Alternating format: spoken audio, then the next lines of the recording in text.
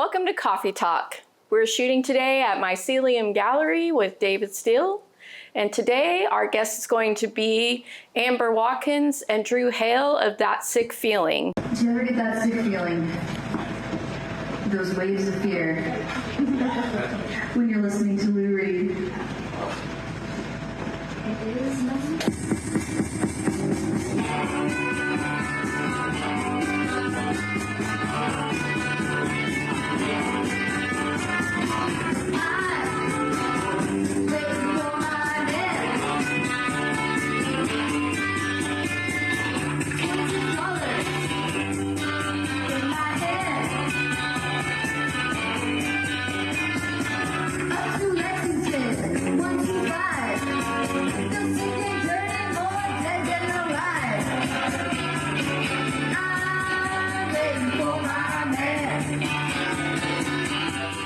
They will be performing here at our next Dark Mode November 1st from 7 to 9 p.m. You can get those tickets online at myceliumgallery.com. Let's welcome Amber and Drew now. Woo! Welcome, welcome. Hello. How are you today? Good, how are you? Good, good. Thanks for being on Coffee Talk. Thanks for having us. You're only my second guest. Oh, it's an honor. Yes, yes. So happy to have you. You guys performed here before in August for our Dark Mode, and that was a great show. People still are talking about it. We Thank you. enjoyed having you That here. was one of our favorite shows for sure. Oh, yay. I'm glad. It was so fun and intimate in the space, and the artwork is so fun, and all of the local artists. So that was a great time. very inspiring. It's the art inspiring music, and music inspiring art on art. Fun community to be a part of. Ah, cool. I'm glad to have you all here. So today we're enjoying some OKC espresso from Leap Coffee. How do y'all like that coffee? You get all coffeeed up for the evening. Oh yeah. Oh yeah, going to work after this is going to be real zooted. Nice. We carry Leap Coffee here, and we have that at our coffee bar. So tell me, what was the idea behind your band? Well, That Sick Feeling is kind of about anxiety, really. It's about like... I don't like being in a car. I don't like being in a car. Doesn't matter near or far. that sick feeling you get in a lot of times in your life, Like or a being lot in a of car or smoking weed. just a lot of things that happen in the world give you that sick feeling. Yeah, just that And dark, it's, sick feeling. you go down a dark path in your mind, and you're kind of Yeah. trapped in those thoughts, right? Yeah, and the name comes from a personal inside joke within our friend group. So we were trying to come up with a band name, and that came up, and we were just like, that's our band That's name. perfect, because we That's want to perfect, make 'cause kind that's of what our dark, songs are but kind of in a way that addresses it and makes it lighter and more fun to you know what I mean? To almost to conquer it. Yes. Yes, I could see that, because when y'all performed here, I felt like it resonated too with those feelings, especially like being in a car. I mean, nobody wants to drive in traffic because people are insane. So I get that whole sick feeling too. Yes. And then it's like even the macro, like it's just bad for the environment. It's dangerous. You might get hurt. Like there's so many things about Exactly. Yeah, and just the fact that you're supposed to just trust all of these people. Yes. No, I don't even trust myself. No, because there's people going slow. There's people going fast. You're driving I mean, what is your car costs like a Screaming metal death trap. Yes, exactly. So how did you guys meet each other? So we're from Tulsa, and we met through mutual friends. Mostly, the way that we met was through he's still one of our friends today, and he does a lot of like our artwork for us for the band. And I think Shouts out to Brandon Smits. yes, he's awesome. And so we met through him, and we both really liked Animal Collective, and like that was like Yeah. a lot of people in Tulsa did, but like not the way that we did. At the time, we were And just real into it, we were and super into it. and we went out on like New Year's Eve, and like it Yeah. was like it was a very romantic way. We kind of like It was just an met instant, and like, stuff. Yeah, yeah. instant. Yeah, Yeah. our New Year's is our anniversary. Like we've been together since New Year's 2017. Yeah, Yeah, yeah. so Nice. Cool. I'm also from Tulsa, so. oh, cool. Yeah. That's why when I got your shirt, Yeah, it had Travis Meyer Travis on Meyer. it, and so many people are like, "Is that Gary England?" I'm like, "No, it's Travis Meyer." Who's that? I'm like, "Oh, yeah, you're not from Tulsa." He's like the chill Tulsa version of Yeah, he's been around for a long time, Oh, yeah. for my sure. whole life. since I was a kid. Yeah, Oh, yeah. So Amber, I understand this is your first band. Mm-hmm. How did you feel about creating this band with Drew? So, when I was younger, my brother and I would, and he's in a band now, and he's doing really great. Lives in New York. We just played a show with them in Tulsa recently. Shouts out to Cody Pop. But when we were younger, we would like dabble a little bit. Like I would play a little bit of bass, and he and I would sing. We would have fake little baby bands, and Yeah. like constantly be watching like music documentaries, and I guess,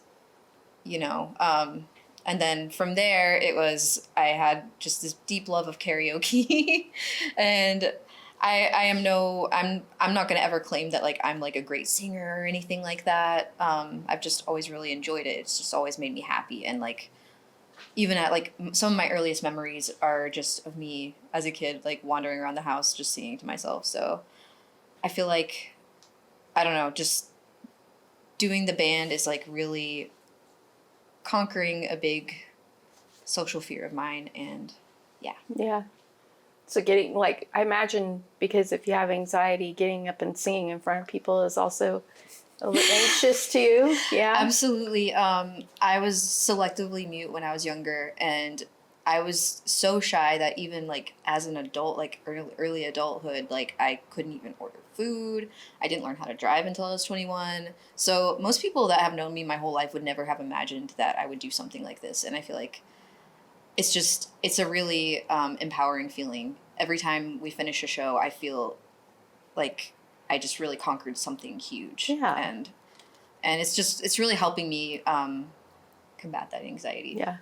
So does it get easier as you go along then? It does, Do it? especially since we play a lot of shows first. Because when you're not first, it feels like you're about to get on a roller coaster, and I'm just like waiting for the other bands. I'm like, oh my god. Just talking about us like opening, like Yeah. you get there, Yeah. you set up, you play. Yeah, Hey, I yeah. can enjoy the rest of the night. Exactly. Yeah. But I do think it is getting easier, and I'm getting more comfortable. And I think it's only going to get easier from here. Cool. Tell me about your musical background. So what you were explaining before, do you play any instruments, or do you, it's just mainly, So I tried to play violin when I was in middle school, but I went to a really, really bad, underfunded school, so it didn't work out. And then I was in choir a lot. And then I very briefly played guitar, but I never really fully learned. So there is no other instrument. Singing. Your voice. Just singing. Yeah.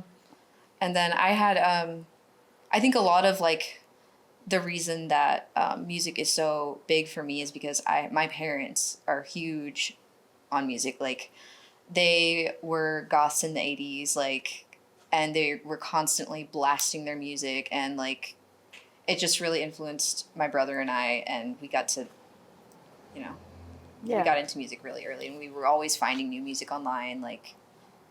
cool. And for not knowing formally any music, you actually know so many different bands and songs and stuff like that, and you listen to such a wide variety. I really that you do. You know, whenever we write together, it's like instinctively how songs should go.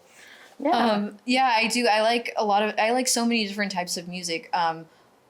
definitely emo music is my favorite, but with our project, it's like we take the things that we like together and we combine that to make that sick feeling. But I really do love so many different types of music. So How about you, Drew? What is your musical Well, background? my parents were Deadheads, Okay. so they literally would see the Grateful Dead multiple times a year for years on end, Yeah. even after I was born. Okay. So like the only way to really rebel against like hippies is to like get into punk music and like really avant-garde stuff like that. Which ironically, you know, you hear the Dead do drums in space, and it's very, very experimental and Yeah. challenging to listen to. But so I tried to make music. I started writing songs and recording stuff when I was a teenager, and I've been in a ton of bands, none of which have any notoriety at all. But I was helping to organize shows at PH House in Tulsa for many years, and that was where I got into a lot of the noise scene and like all the experimental artists and you know, so that was so I've gone to the total avant-garde extreme, and now we've come back to reality, and it's like, okay, it's like let's the very basic. it's like it's her first band, so it's like, okay, let's just the write most basic. yeah Yeah. punk riffs, like old 50s rock Rock and roll. riffs and Yeah. stuff like that, you know, just really like fun, simple stuff to just have fun with. The whole point is, Yeah. because we went to go see Cody Pop play in Tulsa, and she's up there dancing and singing, and her brother's playing bass, and I'm just like, Amber, we could do this. I've started a million because even bands. Let's before put you up there. We can because do even this. before that, we were making, you know, some kind of electronic type. We were doing covers and writing our own songs before that, and we were already like kind of making music together. But this is like a whole different thing where it's like We I were don't know how to isolated explain in Norman. We didn't really have any Yeah. friends out there. We knew a couple people, but we weren't getting out and seeing anybody enough. And so it was like, this was a way to like engage with the community and just Yeah. meet people and just, you know what I mean? Yeah. Find people. Yeah, kindred spirits, and artists. it's really worked too, because we don't go out and drink. We don't Yeah. you know, we don't party or anything. We want to We just play make music and we want yeah. to see music and yeah. That's cool. That's why Barclay and I do this. Honestly, we want to make art. We want to hang out with artists, performers, all that. We don't go out and drink and party. We Yeah. just do this. And I feel like it is a way to build community and find people that you connect with. Yeah. Exactly. And then through your art. Yes. Right. It's a good reason to connect. Like, It is. Yes. Yeah. Yeah, Real connection. indeed. Who are some of your musical influences then? Like, I know there's probably like a huge list of people, but what do you think influences this band So sound? I will say for the number one band that influenced us to be like, okay, why aren't we doing this? Is definitely Escapism. Yeah, escapism. This guy Ian Svenonius, like he was a punk rocker in the DC hardcore scene in like the late 80s, early 90s. And he's just done a million projects since then. And what he's doing now, Escapism, how would you describe it? It's very... I don't know. It's just like the most simple. It's like songs that should already exist. Like Yes. it's just I don't know how else to explain it. Yeah, it's like some kind of thing where it's like it's some people think it's It's so totally simple, satire. Some and people it's- think it's a total joke.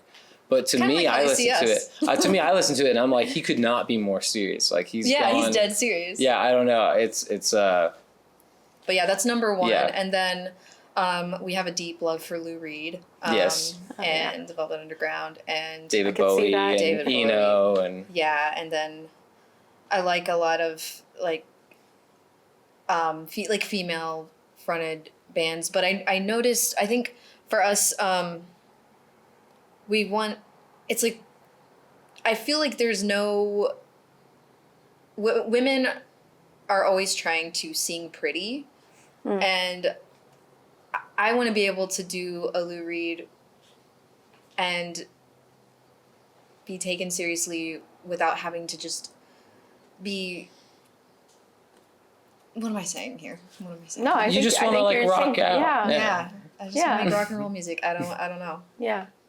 I like that. You know, Yeah. you're not trying to fit in a box Yeah. of what people have that expectation of you. Yes. And you're trying to Yeah, and people are often turned off by that, by like a female, not because they expect like, oh, a pretty voice, like, you know, and I just, you know, it doesn't have to be like that to be good.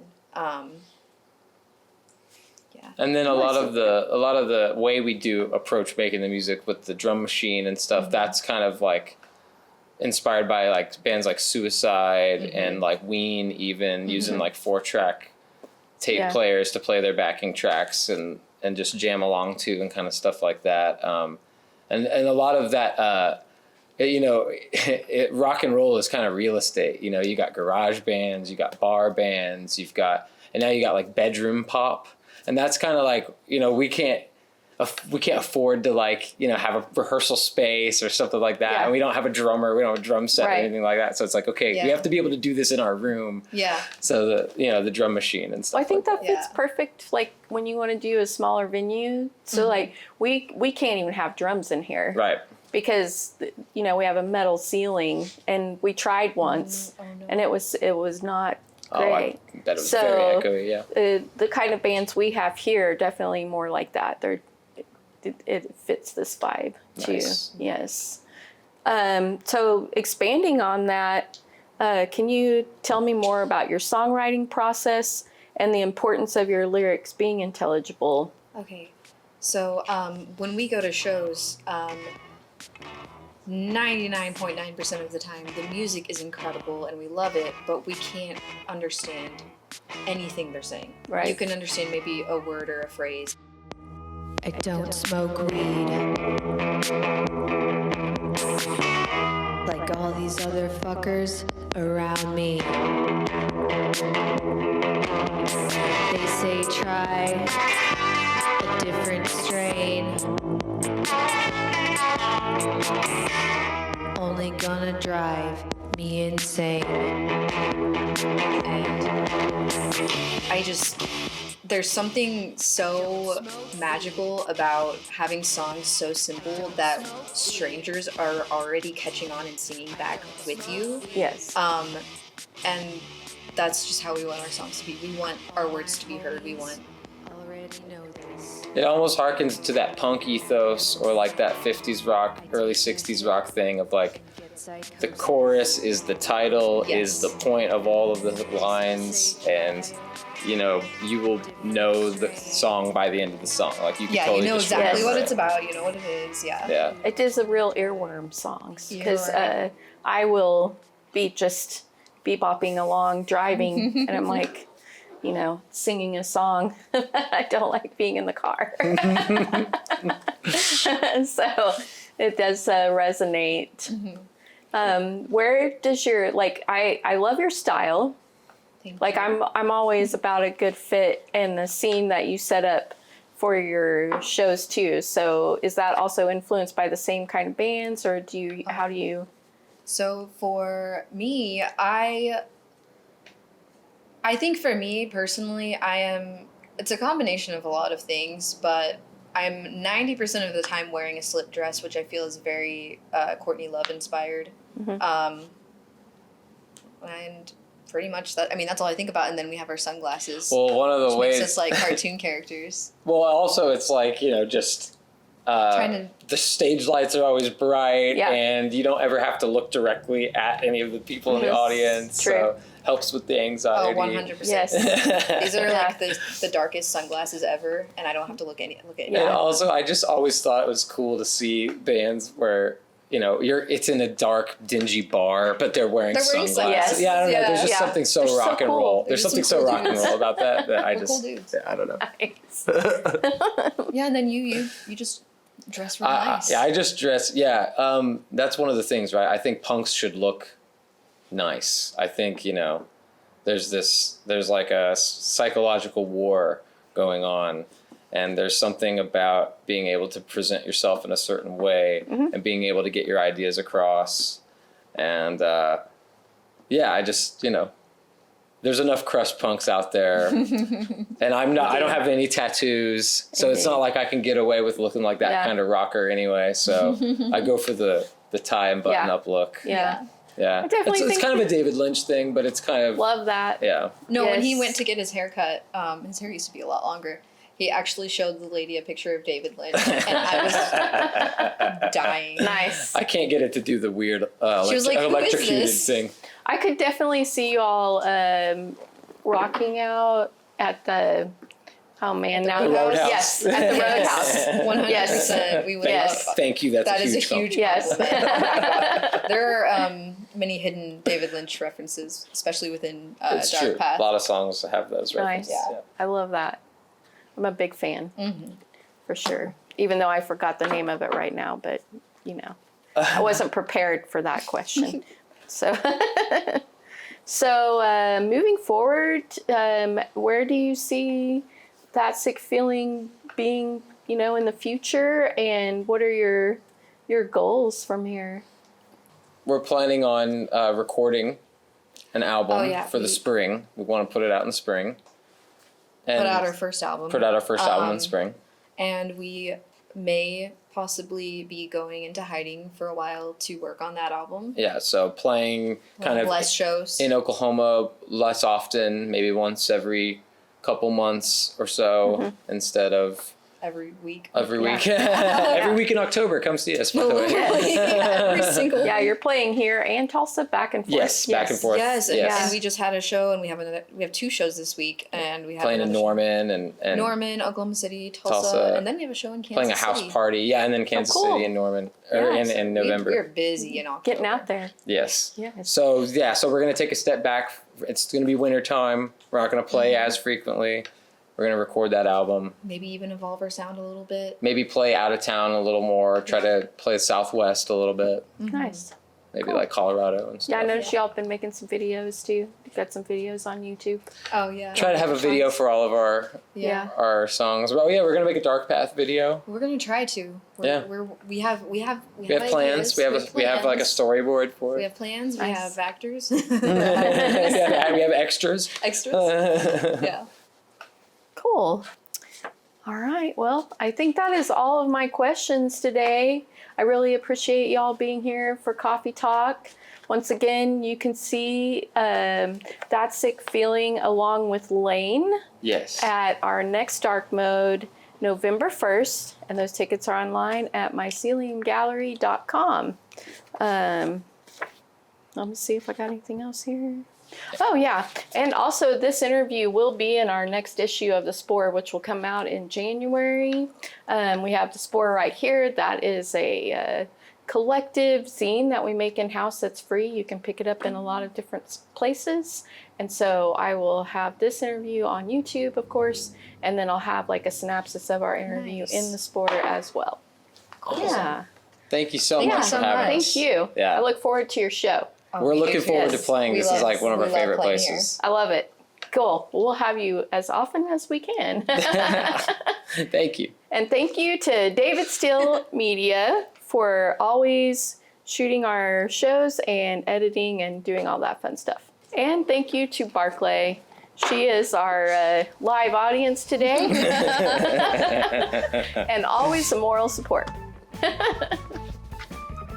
Thank you. Thank you. Wow. Yay. You did great. Oh, thank you. Yeah, you did great.